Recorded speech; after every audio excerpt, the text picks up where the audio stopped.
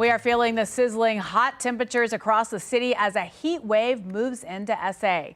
And today those temps are expected to hit triple digits, kicking off what will likely be a long, hot summer.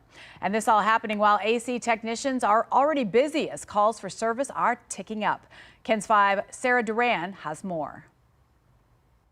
As the weather turns hot, phones start to ring at John Wayne Service Company. Our guys are running 100 miles an hour trying to get out there. Calls for AC service and repairs are up in San Antonio. Service advisor Brett Christopher says 90 calls have recently come in on a single day. It is substantially increased with this heat. June kicks off a long and busy season for AC maintenance companies. Christopher says it's common to receive calls from customers who have neglected routine service on their AC. The fix is simple.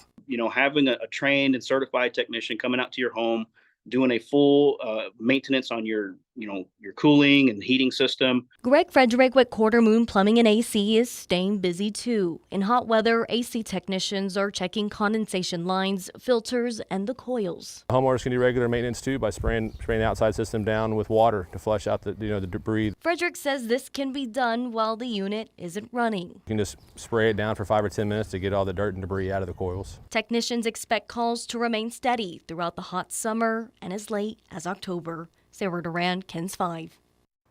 Officials with the city of San Antonio want to remind you to stay inside an air conditioning space when the temperatures rise to potentially dangerous levels.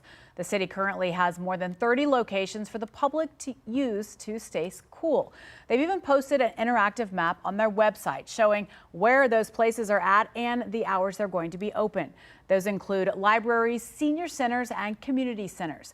The website lets you narrow down the list by the day of the week. And a heads up if you have flights stopping in Houston. Air conditioners at Bush Intercontinental Airport have been broken since Sunday. Airport officials have moved in portable chillers, and they've also been handing out bottles of water to try and make passengers as comfortable as possible.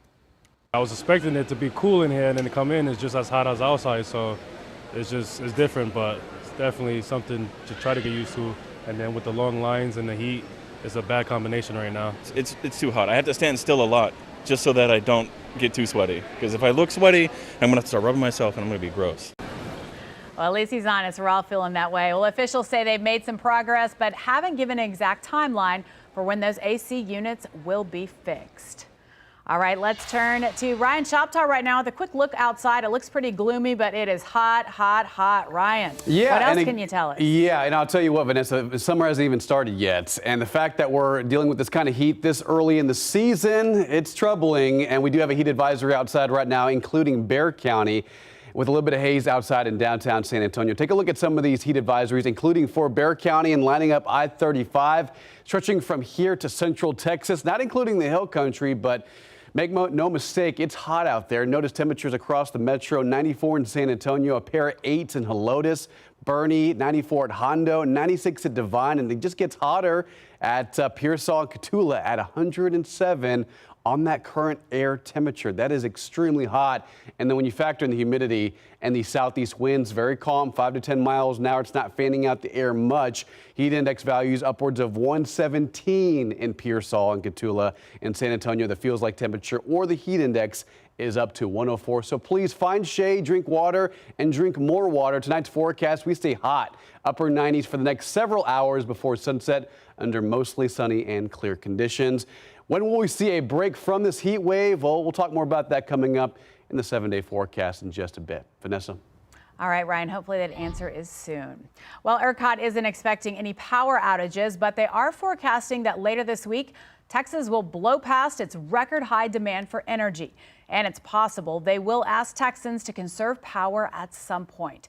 The current record of more than 80 megawatts was set July 20th of last year. Well, that record may now fall early Friday evening.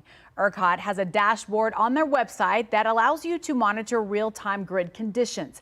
You can get access to that dashboard and alerts to conserve electricity on the ERCOT app. It's available for download for free.